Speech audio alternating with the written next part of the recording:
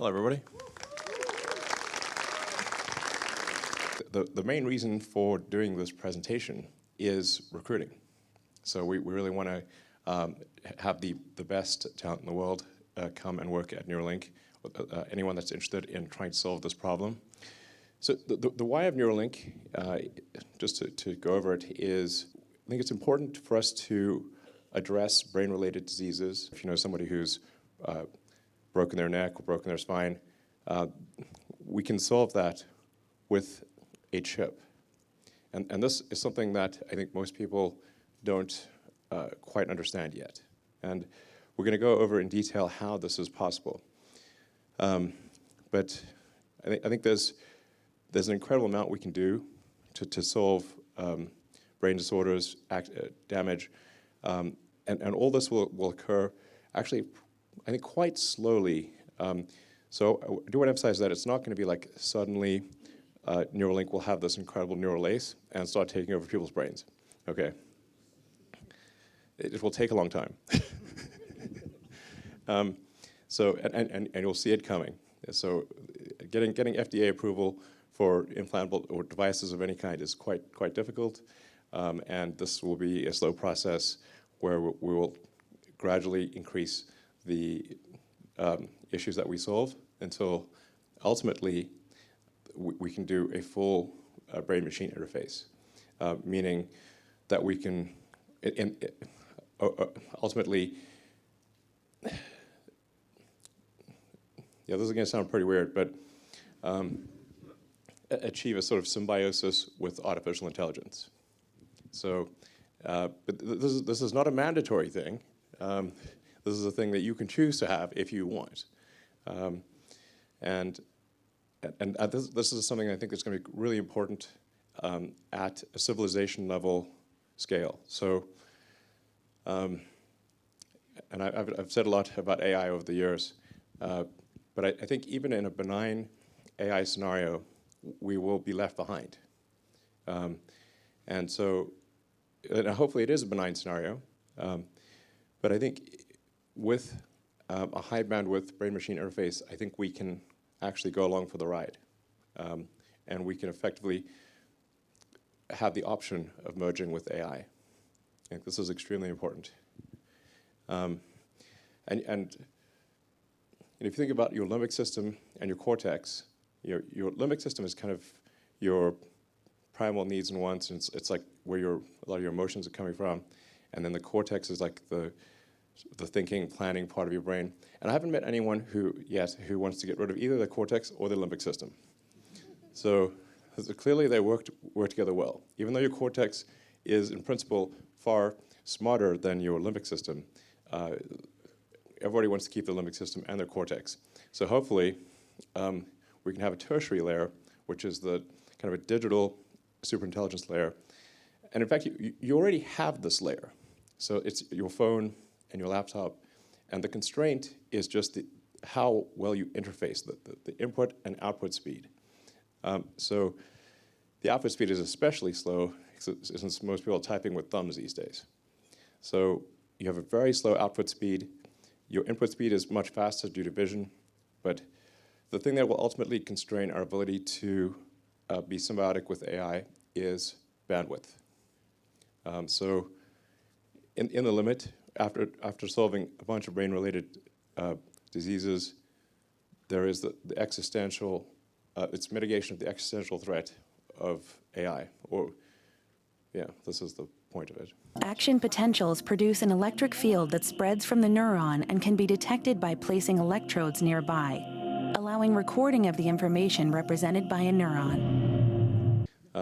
Everything that you perceive, feel, hear, think, it's all action potentials.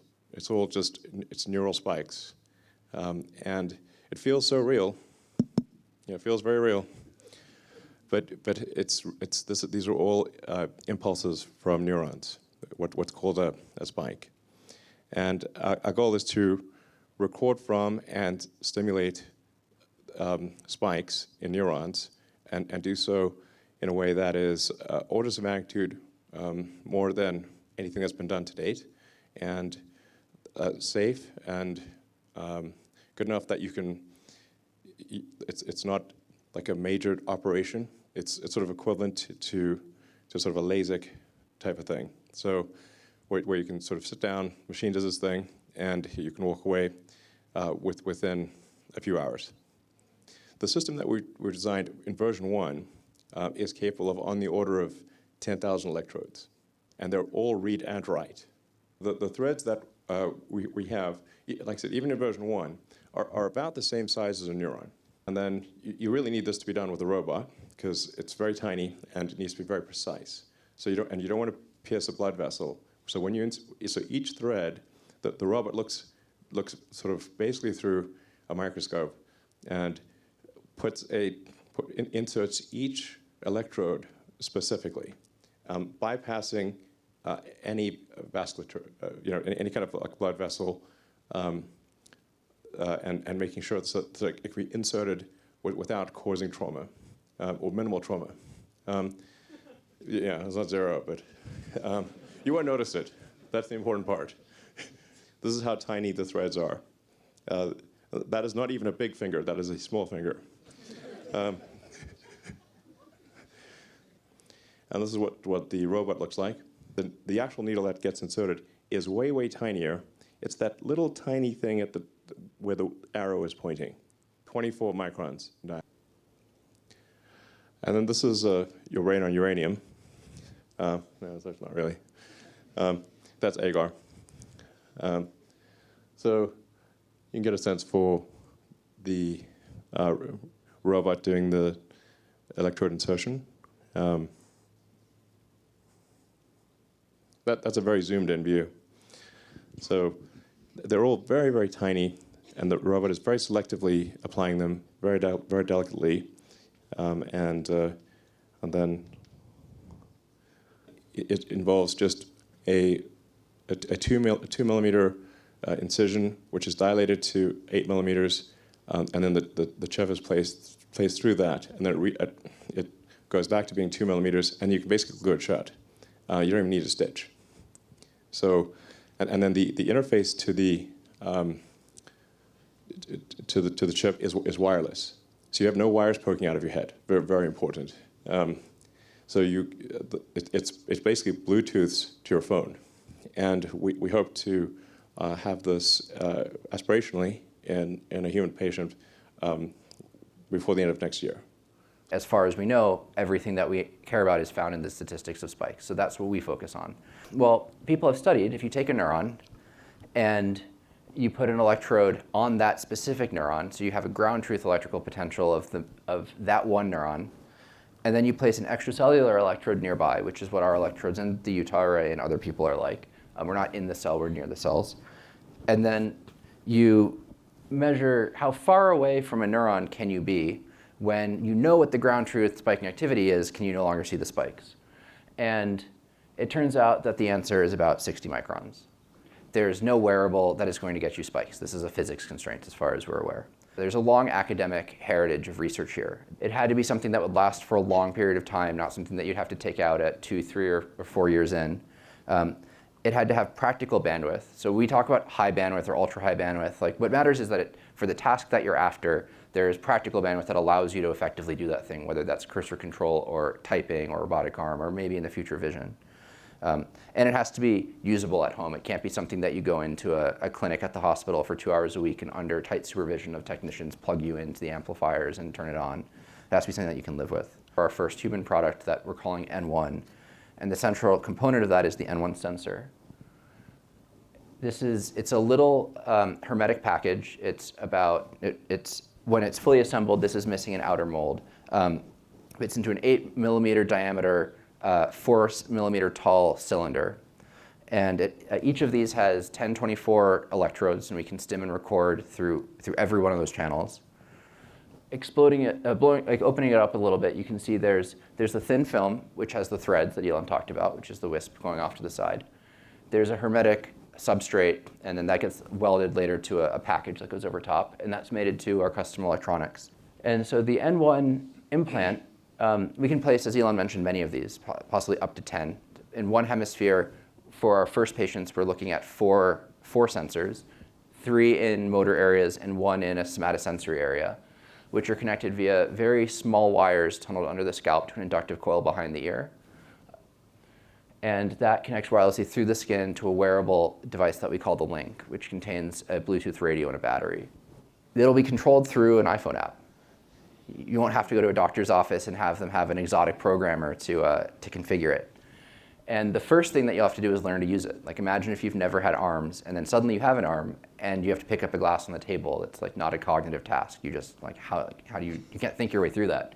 For the first product, we're really focusing on 3 distinct types of control. The first is giving patients the ability to control their mobile device, because we heard from over and over again from patient groups that if you have to have a caretaker around to press buttons for you, what's the point? You might as well have them do the thing. You have to get self-sufficient using the devices on your own, and then redirect the output from your phone to a keyboard or a mouse on a normal computer. It'll just show up as a Bluetooth mouse or a Bluetooth keyboard, like any keyboard or mouse that you can use on any computer.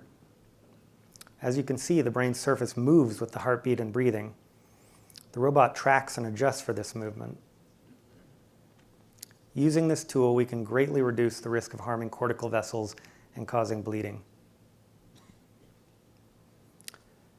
Here, the robot is selecting individual electrode threads and placing them into the brain in the pre-planned location with remarkable accuracy and repeatability. A painless opening in the skull below. Quick and precise placement of threads into the cortex, and then we fill that hole in the skull with the sensor, allowing the scalp to be closed up over it. Behind the ear, we'll make a small incision to insert the coil. We will tunnel tiny wires under the scalp to connect the sensors to the coil. That's the process. Just like in semiconductor chip manufacturing, we use a layer-by-layer process that generally consists of 3 repeating steps. We're either always depositing material, patterning a material through photolithography, or etching away a material. Before we can convert analog neural signals into digital bits, we need to amplify and filter them. And these are the spikes that Max and Elon and others have talked about. Well, we care about rats. And then we're extremely sensitive with monkeys, and we work with the University of California at Davis for any of the monkey activity. So, and the results have been very positive. Yeah, I mean, but we have made a monkey has been able to control the computer with its brain.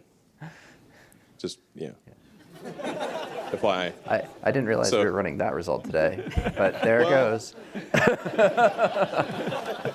The monkey's going to come out of the bag, so.